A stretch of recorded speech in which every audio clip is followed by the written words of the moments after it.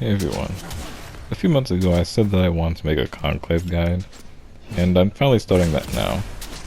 There will be multiple parts to this, each focusing on their own aspects of Conclave.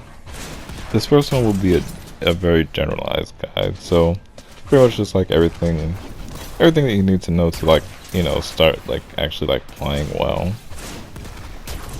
And also, all my guides are going to exclude Lunaro. I know Lunaro is technically a part of the Conclave, but I'm excluding Lunaro just because I don't play Lunaro. Something that I also plan to do is I plan to make links to a bunch of guides in the description. As of the time of me uploading this, there won't be any, but I'm going to upload all the future guides that I make in this series. On top of that, I'm also going to encourage certain people to make guides of their own for certain things, like for example, for certain warframes. There are lots of warframes that I don't really use, and I think other people would be a lot more well suited to make guides for those warframes rather than me making those guides myself. And then for other things, I think I'll just try using the stuff myself for a while to see if I can learn enough to be able to make a guide. But yeah, basically all sorts of guides that I think are good and up to date, I'm gonna be putting them in the description. So look out for that if you're interested in learning more. Anyway, to start, not everyone knows how to get into a Conclave match. So what you do is you go here, choose your desired loadout from right here, and then you pick a game type. It's pretty much that simple. More often people don't know how to change their loadouts. So you see how it says R3 to go to Conclave Arsenal right here. It'll say something different if you're on Xbox or PC or Switch, but press R3, go to Conclave Arsenal, and that's that. Alternatively, you just go to your Arsenal, just like this, right? And then you can see how it says L3 to select mode. So then I'll go select mode, go to Conclave. It'll bring me to the same menu, and you navigate just like the normal Arsenal, so you have all these loadouts when you press. For me, when I press R1, it change loadouts. So yeah, assuming you know how to work with your normal loadouts and sort through them, you'll know how to use the Conclave ones now. I'll make at least one video all about loadout choices, but for now I'll say some things that I think are important to know. Every warframe is good in the sense that every warframe has a reasonable possibility to be an ideal choice. So what I mean by that is that there's a pretty high chance, a relatively high chance that, just like any given warframe, is the best choice for a certain situation. And so I'm not saying that chance is say 10%, because obviously there are many more warframes than that, and that just wouldn't be reasonable. But I'm saying it's relatively high in the sense that it's decently balanced in a way where you'd see basically every frame being used well. And it isn't to say that it's particularly well balanced beyond that, because there are definitely warframes that are better than others, at least in terms of tendencies. So a frame like Neja is pretty commonly used, and I would say even Loki. I'd maybe put Escar there too, but I don't know. But yeah, there are some frames that are more powerful than others. That's not something that I'm gonna try to deny. But for example, Oberon. I don't think Oberon is particularly good. I think I've talked about that in a previous video, and I will talk about it in a future video that's a dedicated Oberon guide. But he but he's good for me because I'm just so experienced with him, and I know how to use his particular selling points well.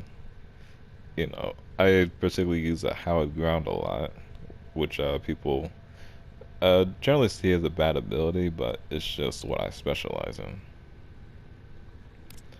Also, similar can be said about weapons, although I do think there are some weapons that are clearly poor choices overall. For example, something like Angstrom. You can see that just like the whole charge rate and the damage, that alone is like kind of poor, but then you'll see like how that damage actually applies if you try to use it. And yeah, you're gonna see it's really bad if you ever decide to try it. I would really be surprised to find someone who uses Angstrom well. And on the same sort of note, there are also weapons that clearly do better than others, just like I said with Warframes. And one of those weapons would be Snipetron here. You're gonna see Snipetron a lot if you play Conclave, because it's a two-shot on like almost every frame except for like Frost and Hydroid with shield with extra shields. There are like other exceptions, but yeah, it's like I would say it's like a 95% consistent two-shot. So yeah. So in both Annihilation and Team Annihilation, your goal is to basically get more aura than like the other players or the other team, respectively. The thing with aura though is that people tend to care more about kills rather than like the aura, which gives them points, which isn't particularly a bad thing. Just the reason why people care more about kills are are both because uh, kills are perceived to take more skill than aura, which I do personally agree with, and kills and deaths show in your profile stats along with a kill death ratio stat, while aura doesn't show in your profile stats at all. So take that information how you will. Either way, you get kills and aura pretty much the same way. So there isn't much more that needs to be said about that. Anyway, I recommend trying to play Conclave with some gear that you normally use, and seeing what works best for you. There are very few weapons and frames that generally work well enough for me to recommend to everyone. Those few like Static Core have their own fair share of issues as well, like being poor choice for skill improvement, and people being prepared to counter them. So you might get easy wins against average players, or like players around your skill level, but reliance on that stuff like that can really hurt your ability to adapt, both short term against players who are prepared for it, and long term arm one set of gear is eventually nerfed. Beyond that, just try to learn and adapt from the gameplay you experience. No matter how much info I give you, your own skill will have to play into it. There's a lot more that I can say to help you all, which I will talk about in future videos, but by the time I can explain it all, some of it will probably be outdated. So I'll do as much as I can, and I'll also end this video by telling you about the Conclave Discord server. I'll leave a link to that in the description. It's an active Discord server about Conclave stuff for the most part. There are streamers, YouTubers, people who could be mathematicians, veteran Conclavers, newbies, and even some bots that can give you info when real people can't. Like there's a bot that gives like a bunch of like frame stats, well, frame and weapon stats, and then there's a bot that tells you all about the abilities, how they're changed in Conclave. So yeah, I highly recommend checking out the Discord server. As much as, a video or a bunch of videos might help you, it doesn't really compare to what, what people can tell you, like when you're actually there to actively talk to them.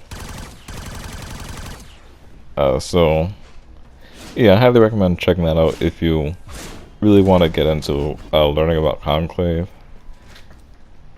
And if you just want to stick to maybe trying to save time with the videos, well, save time by trying to watch videos, then you can stay tuned for the other stuff I post, and then just pick through the stuff that you want to see. So anyway, that's all for now. Talk to you all later.